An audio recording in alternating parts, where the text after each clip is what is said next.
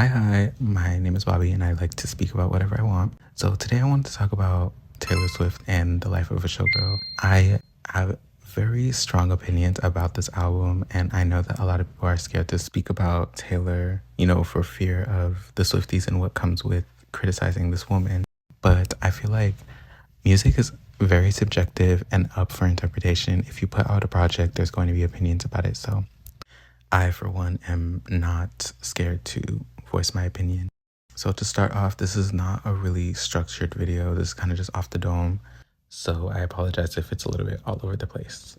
I became a pretty casual Taylor Swift listener, and I say casual very lightly. I really only started listening to her one album, Reputation, that came out when I was in middle school. And I remember my favorite songs distinctly on that album were Delicate, Gorgeous, and Are You Ready For It? And those were the only real songs that I actually listened to, other than like her regular hit songs that everybody knows.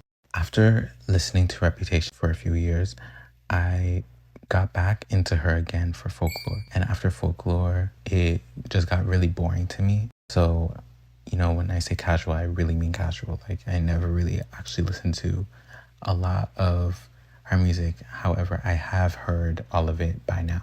I think after Folklore and Evermore, there was this kind of shift in her artistry where it just became very like mellow and very introspective, and that works for some people. I saw a lot of people online in like discourse that pointed to the Midnights and Tortured Poets era as a trilogy. So Life of a Showgirl would be the last of the trilogy.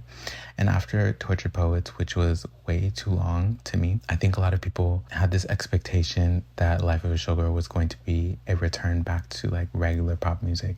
And I think that's why I kind of tuned in again, because of the imagery, the brash imagery, the like title and everything. I mean, Cancelled has an exclamation point at the end of it. You would think it's a very loud album, but in listening to the album, it is very boring. And it's very ironic to me that on Actually Romantic, which is supposed to be a diss to Charlie XCX for calling her boring, you make an album that is boring. And I feel like there should be a conversation about the double standard when it comes to women in the pop sphere, because let's not forget that Taylor Swift is a white woman. I think she's afforded like the luxury that a lot of people are not given, to where she, first of all, is not a vocalist. She's more so a songwriter. That's how I know her. So she's given a lot of grace, but let somebody like Beyonce have released this album and she would be laughed off of the face of the earth. And I think that shouldn't be a scary thing to say. I think it's just the truth.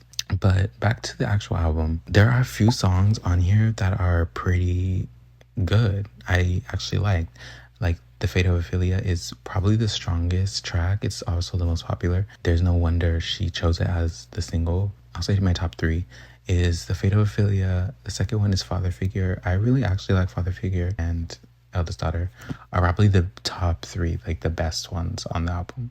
Critique I had for the rest of the album is that it felt really one note. I don't hate this album. I don't doubt it's going to do well. I know the Swifties really do support this woman with all of their might, and as they should. And she knows she is at the place in her career where she can make an album like this, and it doesn't seem like there was a lot of effort put in. I think there's a lot of effort put into the aesthetics, but the actual music, I mean, look at something like Wishlist.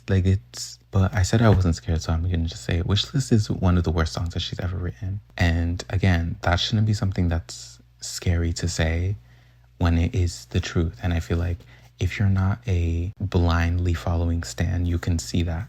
That doesn't mean the album itself is bad. Having one song that's not good or that people don't like doesn't mean the album itself is bad. Is the album boring? Yes. But have I listened to it like maybe 3 times? Yes, I have. And I will still continue to listen to Fate of Ophelia, because Fate of Ophelia is a good song. And it's just really funny that she made like this whole thing about like being called boring Barbie when, I mean, you made this album.